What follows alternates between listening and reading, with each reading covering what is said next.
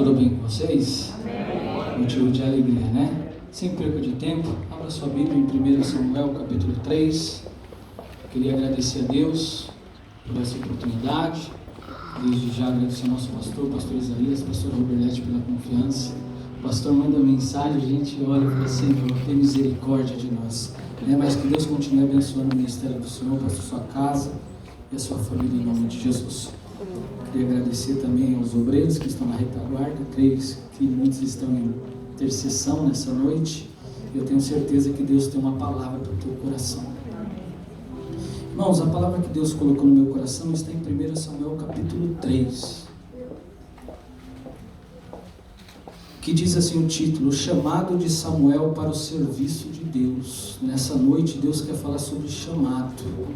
Eu não sei como você entrou aqui nessa noite, mas Deus está dizendo para alguém: você tem chamado. Glória a Deus, aleluia. E quando Deus chama, quando Deus escolhe, irmãos, Ele faz para dar certo.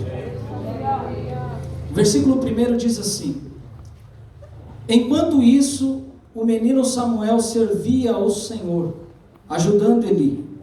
E naqueles dias as mensagens do Senhor eram muito raras, e visões não eram comuns. Certa noite, Eli, que estava quase cego, tinha ido se deitar. A lâmpada de Deus ainda não havia se apagado, e Samuel dormia na casa do Senhor, onde estava a arca de Deus. De repente, o Senhor chamou Samuel, e o menino respondeu: eis-me aqui. Ele se levantou e correu até onde estava Eli. Estou aqui. O Senhor me chamou? Não o chamei, respondeu Eli. Volte para a cama. E Samuel voltou a se deitar. Versículo de número 10. Então o Senhor veio e chamou como antes: Samuel, Samuel. Samuel respondeu: fala-te, Senhor, pois teu servo ouve. Você pode sentar nessa noite glorificando a Deus? Glórias. Meus irmãos, que o teclado ajuda nós aí nessa noite. Essa palavra a qual Deus colocou no meu coração, eu estava meditando hoje, e eu confesso para os irmãos que Deus falou poderosamente em meu coração. O capítulo 3, nós vemos que Deus vai falar sobre o chamado de Samuel na obra de Deus. Nessa noite, Deus confirme em teu coração que existe um chamado de Deus para cada um aqui nesta noite. Por menor que você seja, existe um chamado de Deus. Eu e você chegamos aqui nessa noite, não chegamos por acaso. Chegamos aqui porque existe um propósito de Deus sobre a minha vida e sobre a tua vida. E nós chegamos até aqui.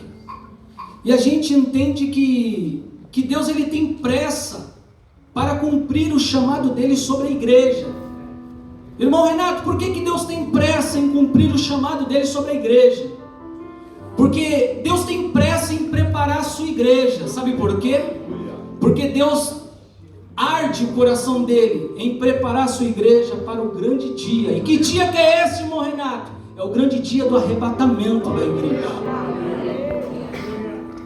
Então Deus tem pressa no chamado, Deus tem pressa em preparar a igreja para cumprir esse chamado e esse propósito. Em um dia morarmos no céu, O capítulo 1 de 1 Samuel, nós vamos ver, irmãos, que Ana, ela não podia gerar filhos. E ela sofreu uma grande oposição de Penina, porque tinha filhos. E o texto vai dizer no capítulo 1 que Penina zombava de Ana. Mas o interessante é que Ana tinha oposição, mas ela não ia ao templo diante de Deus com as murmurações que estava vivendo. Ela vai diante de Deus com uma oração.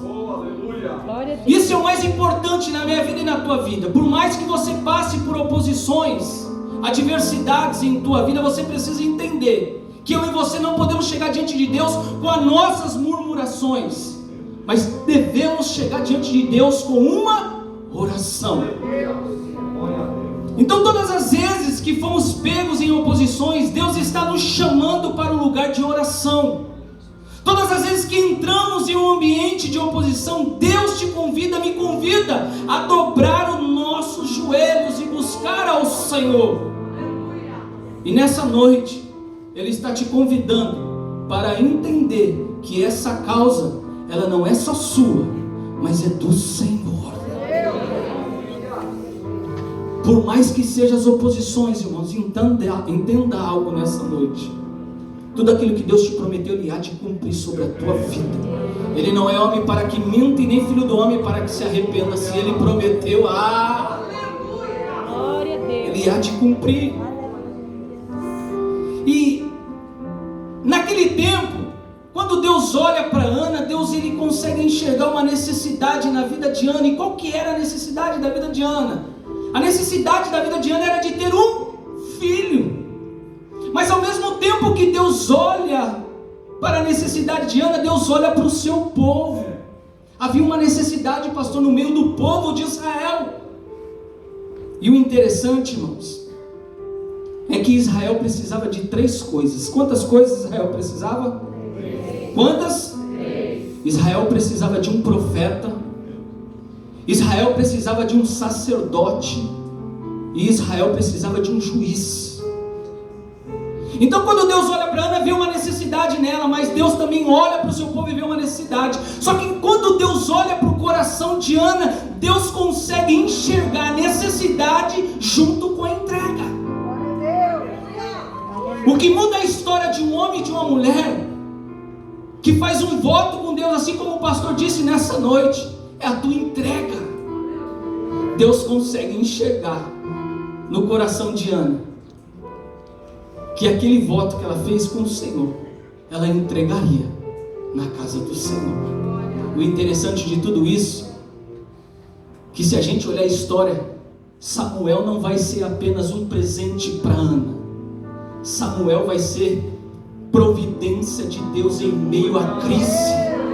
Samuel vai ser providência de Deus em meio à falta. Nessa noite eu já libero uma palavra sobre a tua vida. Eu não sei como você entrou aqui nessa noite, mas nessa noite é noite que Deus levanta homens e mulheres como providência em meio à crise.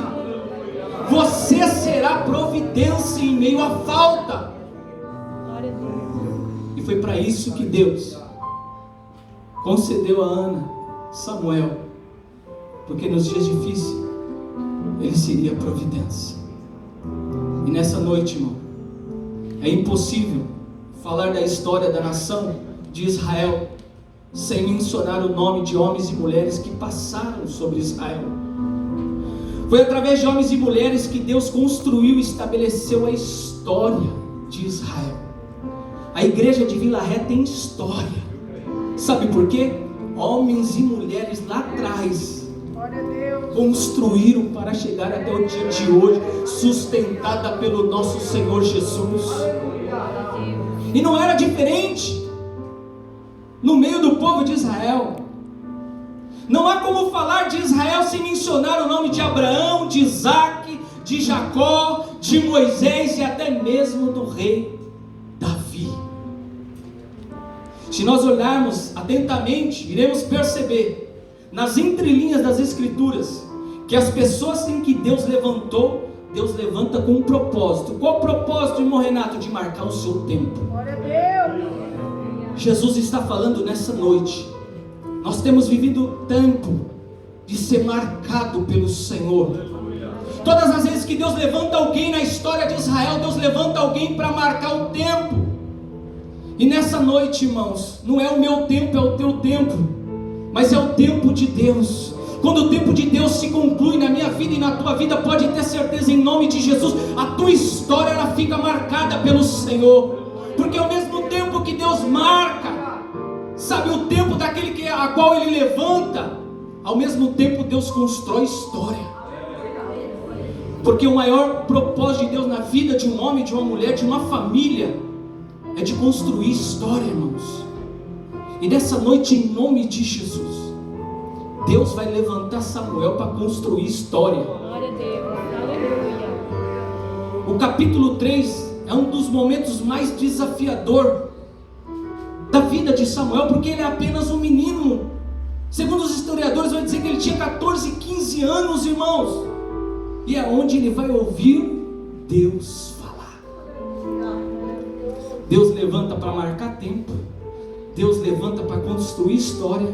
E Deus levanta, sabe para quê? Para deixar legado. Hoje nós estamos aqui porque somos os legados de muitos lá atrás, novamente, que dobraram os seus joelhos e buscaram ao Senhor. E nessa noite Jesus está dizendo a alguém: ei, eu te levanto, eu te marco, eu construo uma nova história, e você vai deixar legado em nome de Jesus. Irmãos, eu não sei como você chegou até aqui. Talvez você chegou e disse: Senhor, a minha história acaba aqui. Penina também pensava que a história de Ana acabava ali, sem filhos. Mas mal ela sabia que a história de Ana seria contada até os dias de hoje.